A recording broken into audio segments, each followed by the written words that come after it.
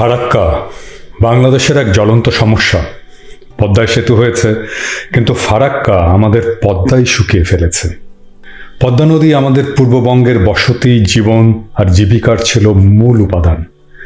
ফারাক্কা এই মরণ ব্যারেজের কারণে আমাদের নদী নির্ভর জীবন, ভূপ্রকৃতি একেবারেই নষ্ট হয়ে গেছে। আমি মনে করি বাংলাদেশের কোনো সরকার ফারাক্কা ব্যারেজের সংকট কিভাবে ফয়সালা করা যাবে এটা নিয়ে বুদ্ধিদীপ্ত সমাধানের পথ খোঁজেনি। এক পক্ষ ভারতের কাছে আরেকটু পানির জন্য ধর্ণা দিয়েছে, আর এক পক্ষ ফারাক্কা ব্যারেজের ওছিলায় ভারত বিরোধী রাজনীতি করে গেছে, সমাধানের পথ খোঁজেনি। কিন্তু পদ্মা ক্রমাগত শুকিয়েছে, আমাদের সংকট কাটেনি। মেধা আর কৌশলের যুগপথ প্রয়োগে আমরা যে সমস্যা অনেক আগেই সমাধান করতে পারতাম, সেটা আমরা করতে ব্যর্থ হয়েছি। কিভাবে এই সমস্যার সমাধান করা যাবে সেটা খুঁজে দেখার জন্য আমরা এই আলাপটা 4টা পর্বে ভাগ করে আলাপ করব। প্রথমে আমরা দেখব ফারাক্কা ব্যারেজ কোন উদ্দেশ্য নিয়ে করা হয়েছিল এবং ফারাক্কা ব্যারেজ দিয়ে আসলে কি করা হচ্ছে। দ্বিতীয় ভাগে আমরা দেখব ফারাক্কা ব্যারেজ দিয়ে ভারতের উদ্দেশ্য সফল হয়েছে কিনা। তৃতীয় ভাগে আমরা দেখব কেন ফারাক্কা ব্যারেজ দিয়ে ভারতের উদ্দেশ্য সফল হয়নি। এবং চতুর্থ ভাগে আমরা দেখব সমাধানের সম্ভাব্য পথ। আসুন আমরা একে একে দেখি কিভাবে ফারাক্কা সমস্যার সমাধান করে ফেলা সম্ভব। প্রথমে দেখি ফারাক্কা ব্যারেজ কোন উদ্দেশ্য নিয়ে করা হয়েছিল এবং ফারাক্কা ব্যারেজ দিয়ে আসলে কি করা হচ্ছে। ভারত সরকারের ডকুমেন্টেই এখনো পর্যন্ত ফারাক্কা ব্যারেজ কেন তৈরি করা হয়েছিল সেটার কারণ হিসাবে বলা আছে, ভাগীরথী হুগলি নদী ব্যবস্থার শাসন ও নাব্যতা উন্নত করে কলকাতা বন্দরের সংরক্ষণ এবং রক্ষণাবেক্ষণের প্রয়োজন মেটানোর জন্য ফারাক্কা ব্যারেজ প্রকল্পটি ডিজাইন করা হয়েছিল। এটা ভারত সরকারের অফিসিয়াল স্টেটমেন্ট। কেন তারা ফারাক্কা ব্যারেজ তৈরি করেছিল আমরা পরে দেখব ভারতের এই লক্ষ্য ফারাক্কা ব্যারেজ পূরণ করতে পেরেছে কিনা। তার আগে আমরা গুগল আর্থ থেকে দেখে নিই ফারাক্কা ব্যারেজ দিয়ে আসলে কি করা হয়। এইটা হচ্ছে ফারাক্কা ব্যারেজ। ফারাক্কা কিন্তু বাঁধ নয়, ব্যারেজ। এই ব্যারেজের ওই পারে বাংলাদেশ। দেখেন শুকনো নদী, চর পড়ে গেছে। আর এই ব্যারেজ দিয়ে কি করা হচ্ছে, এই যে বায়ে দেখেন একটা চ্যানেল, এই চ্যানেল কাটা হয়েছে, এটা কৃত্রিম চ্যানেল। এই চ্যানেল দিয়ে পানিটা নিয়ে যাওয়া হচ্ছে হুগলি নদীতে। আমরা নিচে নামি, আরও নিচে নামি, আরও নিচে নামি, আরও নিচে নামি। এই যে দেখুন এই পানিটা হুগলি নদীতে গিয়ে পড়ছে। তারপরে হুগলি নদী প্রবাহিত হচ্ছে, কলকাতার দিকে যাচ্ছে। তারপরে এই নদী কলকাতার পাশ দিয়ে গঙ্গা সাগর হয়ে বঙ্গোপসাগরে পড়েছে। এই হচ্ছে আপনার আমার পদ্মার পানির পরিণতি। এখন আসেন আমরা দেখি এই ব্যারেজ দিয়ে কি ভারতের লক্ষ্য অর্জিত হয়েছে। না, কোনো উদ্দেশ্যই সফল হয়নি। আমার কথা না, এটা ইন্ডিয়ান এক্সপার্টদের কথা। যে উদ্দেশ্য নিয়ে ফারাক্কা ব্যারেজ তৈরি করা হয়েছিল, ভারত সেই পারপাস ডিফিটেড হয়েছে। কেন হয়েছে সেটার উত্তরটা একটু জটিল, আমি সেই বিস্তারিত এক্সপ্লানেশনে যাব না। কিন্তু উপসংহার হচ্ছে ভারতের লক্ষ্য অর্জিত হয়নি। তার মানে হুগলি নদীর নাব্যতা রক্ষা করা যায়নি এবং কলকাতা বন্দরকেও রক্ষা করা যায়নি। শুধু তাই না, ফারাক্কা বাঁধের কারণে বিহারে ভয়াবহ বন্যা হচ্ছে, সুন্দরবন ধ্বংস হয়েছে, গঙ্গায় লবণাক্ততা বৃদ্ধি পেয়েছে, আর ভারতের ভূখণ্ড সাগরে নিমজ্জিত হচ্ছে। গঙ্গাসাগর দ্বীপের 30 বর্গ কিলোমিটার ইতিমধ্যেই সাগরে নিমজ্জিত হয়েছে। সেখানে 14টা গ্রাম ছিল। এই 14টা গ্রামের মানুষ নেহাইতি দরিদ্র, খেটে খাওয়া মানুষ, যাদের সাথে আমাদের কোনো বিরোধ নেই। আমরা তো গেছি, আপনারাও যাচ্ছেন। কেন 14টা গ্রাম বিলীন হলো, কারণটা খুব ইন্টারেস্টিং।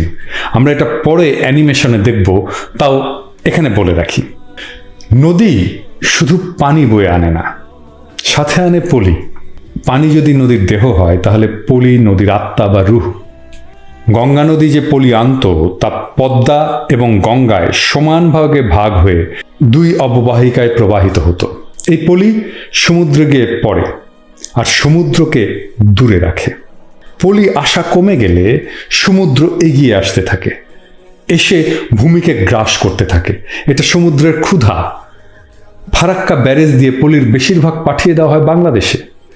এর ফলে বাংলাদেশে চর পড়ে যাচ্ছে পদ্মায়, আর সমুদ্রকে ঠেকানোর মতো পলি পাচ্ছে না গঙ্গা। তাই সমুদ্র ভারতের ভূমি খেয়ে তার ক্ষুধা মেটাচ্ছে। এটা থামবে না। আমরা কল্যাণ রুদ্রের এই খুব গুরুত্বপূর্ণ বইয়ের উপসংহারেও দেখব ফারাক্কা ব্যারেজ দিয়ে হুগলি নদীকে বাঁচানো যায়নি। হুগলি নদীর নাব্যতা এবং নেভিগেবিলিটি এটাকে বাড়ানো যায়নি এক চুলো। এবারে আসেন কলকাতা পোর্টের আলাপে।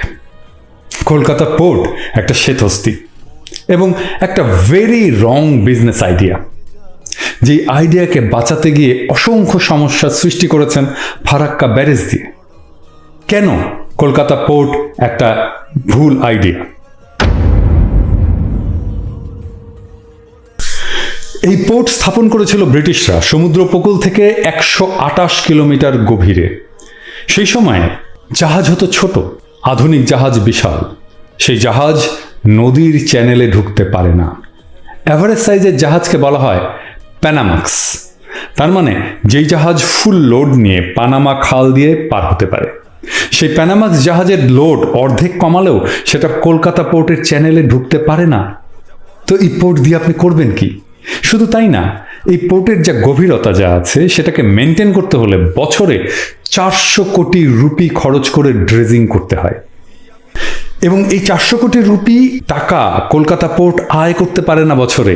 এটা কেন্দ্রীয় সরকারকে, ভারত সরকারকে ভর্তুকি দিতে হয়। তাহলে আপনার লাভটা কি বলেন আমাকে বুঝিয়ে? আপনার তো ফারাক্কা কোনো লাভ দেয়নি, লস। এটা কমপ্লিট একটা লস প্রজেক্ট। এবার আসেন আমরা দেখি কেন ফারাক্কার জন্য বিহারে বন্যা হচ্ছে আর গঙ্গাসাগরের দ্বীপ সাগরে তলিয়ে যাচ্ছে। এই ভিডিওটা এম রিভার আইএনসির অনুমতি সাপেক্ষে ব্যবহার করা হচ্ছে। আমরা তার জন্য এম রিভার আইএনসিকে কৃতজ্ঞতা জানাচ্ছি।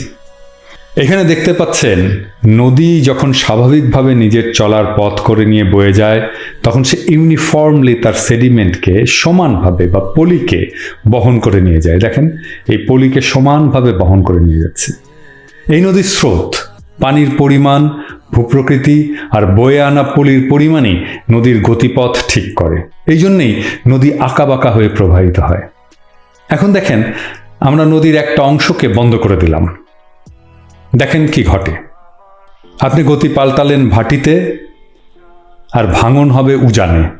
একটু পরেই দেখতে পারবেন নদীর খাত ছিল একটা, হয়ে যাবে 2টা বা 3টা।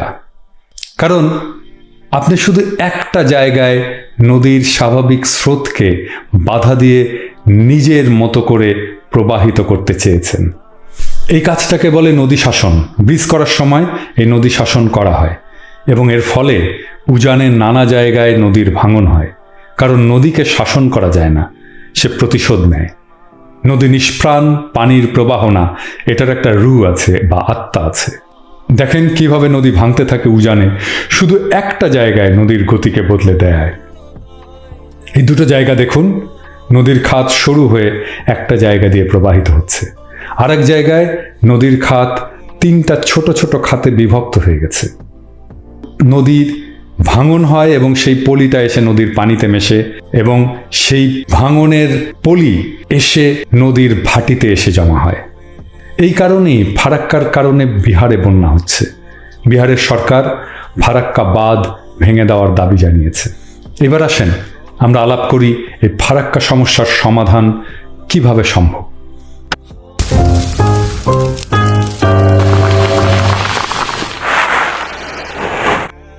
আমরা আলাপ করি এই ফারাক্কা সমস্যার সমাধান কিভাবে সম্ভব। আমাদের যা ক্ষতি হওয়ার সেটা তো হয়েছেই, ইন্ডিয়ার কোনো লাভ হয়নি।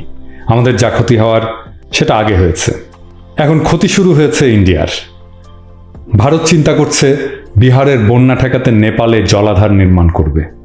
এইটা হবে আর একটা রেসিপি অফ ডিজাস্টার। আমি আগেই বলে রাখি, আমি বিশেষজ্ঞ না, আমার বিশেষজ্ঞের মতো এত বুদ্ধি নাই, কিন্তু আক্কেল আছে যেটা বিশেষজ্ঞদের নাই। তাই এত বড় একটা ঝামেলা বেশি বুদ্ধি দিয়ে তারা তৈরি করেছে। আপনারা এখন নিশ্চয়ই বুঝতে পারছেন গঙ্গার পানির হিস্সা নেওয়াটা এই ফারাক্কা সমস্যার সমাধান না। সমাধান একটাই, ভারতকে বলা যে উদ্দেশ্য নিয়ে ফারাক্কা বানিয়েছিলেন সেটা অর্জিত হয়নি। বরং আপনার লস হয়েছে, আরো হবে। তো এই একটা লস প্রজেক্ট আপনি কোন যুক্তিতে রাখবেন? ফারাক্কা যদি না থাকে তাহলে আপনার লাভ কি, মানে ভারতের লাভ কি? বিহারে বন্যা হবে না, বিহারে বন্যা বন্ধ হবে, গঙ্গাসাগরে আপনার ভূমিক্ষয় বন্ধ হবে, আপনার গঙ্গা অববাহিকায় লবণাক্ততা কমে যাবে, বাংলাদেশে অ্যান্টি ইন্ডিয়া সেন্টিমেন্ট কমবে। তাহলে কি আমি রিকমেন্ড করছি যে ফারাক্কা ভেঙে দিন? না, আমি বলছি সাময়িক 5 বছরের জন্য ডিকমিশন করুন ফারাক্কা ব্যারেজ, মানে সব গেট খুলে রাখুন। পদ্মা আর গঙ্গা কিভাবে ন্যাচারালি রিকভার করে দেখুন। ফারাক্কা ডিকমিশন করার জন্য নদী ব্যবস্থাপনা এবং মানুষের জীবিকার সহায়তার জন্য বাংলাদেশ এবং পশ্চিমবঙ্গ মিলে একটা কমন ফান্ড তৈরি করতে পারে। গঙ্গার পানি কমে যাওয়ায় কলকাতায় পানির সরবরাহে যদি সমস্যা হয়, সেটার জন্য একটা কন্টিজেন্সি প্ল্যান থাকবে। কলকাতা পোর্টের ড্রেজিংয়ের যা খরচ বাঁচবে, সেটা দিয়ে পোর্টের শ্রমিক এবং পেনশনভোগীরা যেন সমস্যায় না পড়ে, তাই তাদের বিকল্প জীবিকার ব্যবস্থা করতে হবে। এভাবে 5 বছর পরে আমরা দেখব নদী কিভাবে রিকভার করে, তারপরে আমরা ব্যবস্থা নেব কিভাবে এটাকে লং টার্ম সলিউশনের দিকে এগোনো যায়। ভারত চায় বাংলাদেশ যেন তার সিকিউরিটি থ্রেট হিসেবে না থাকে। এই কাজে যদি ভারত এগিয়ে আসে, বাংলাদেশের মানুষের বিশ্বাস ভারত অর্জন করতে পারবে।